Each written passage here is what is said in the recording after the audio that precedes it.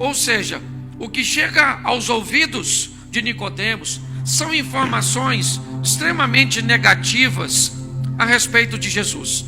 É isso que ele está ouvindo. Mas Nicodemos também tem tido a oportunidade de ouvir o que está acontecendo fora do meio que ele frequenta. Nicodemos também é capaz de notar que existem testemunhos de milagres, que Jesus está fazendo coisas, que ele tem em suas mãos um poder que começa a atrair a atenção de Nicodemos. Nós vemos um homem em meio a uma encruzilhada. De um lado ele ouve o que seus amigos da sinagoga e as pessoas que não simpatizam com Jesus, ele ouve falar mal de Jesus. Mas ele também consegue ver pessoas com testemunhos de cura, de libertação. Ele consegue ouvir que Jesus, ele tem um discurso, ele tem uma mensagem que tem atraído multidões.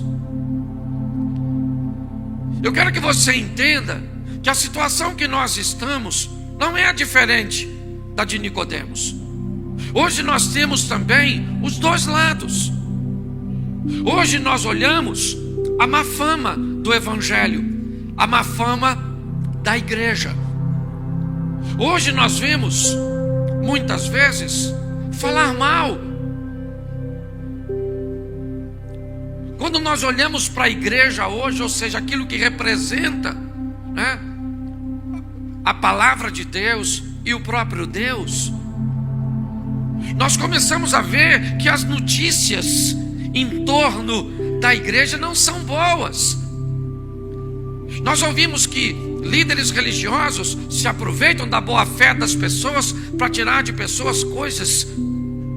Nós vemos líderes religiosos, né, seja ele com notoriedade nacional ou apenas numa igreja local, se tornando um arbitrário, envolvidos em histórias escusas, relacionamentos inadequados. Qual é a função? É a mesma desta época: é jogar lama no nome de Cristo, é descredenciá-lo, é tentar dizer que ele não é bom, que não é verdadeiro, que é duvidoso, sabe? É criar algum desconforto em torno disso. Mas inevitavelmente também nós conseguimos enxergar quem procura se aproximar e ver mais de perto o que Cristo está fazendo na vida, na família, na história de pessoas. Também é possível observar os milagres que Ele está fazendo, os casamentos que Ele está restaurando, as curas, a prosperidade que Ele tem trazido e a restauração para algumas pessoas. Então, grande parte dos ouvintes, e talvez alguns deles estejam aqui hoje nas dependências da igreja, se deparam com duas histórias: a história dos aproveitadores, a história que mancha o nome de Jesus, que denigre o nome dele, mas também uma história positiva, de milagres, de conquista, de realizações, de testemunhos, de transformação. Nicodemos se depara com essa situação. Mas é muito importante nós olharmos qual será o posicionamento dele mediante as histórias que ele ouve. Eu gosto da maturidade, não é à toa que ele é um mestre, não é à toa que ele é alguém extremamente respeitado, porque apesar de ouvir duas histórias tão distintas, duas famas, né, tão diferentes, Nicodemos, ele começa a ser atraído. Sabe aquela história, fale mal ou fale bem, mas fale de mim? Me parece que Nicodemos está notando que Jesus se tornou o centro das atenções. Será que tudo que fala a respeito de bom dele é verdadeiro? Será que tudo que fala de mal dele também é verdadeiro. O que se faz quando não se sabe a verdade de fato? Vai olhar mais de perto. Nicodemos, ele vai procurar Jesus. Por quê? Porque tem algumas coisas que estão desconexas. Sabe? Jesus está sob uma plataforma, é verdade. E para algumas pessoas aquilo é extremamente desagradável.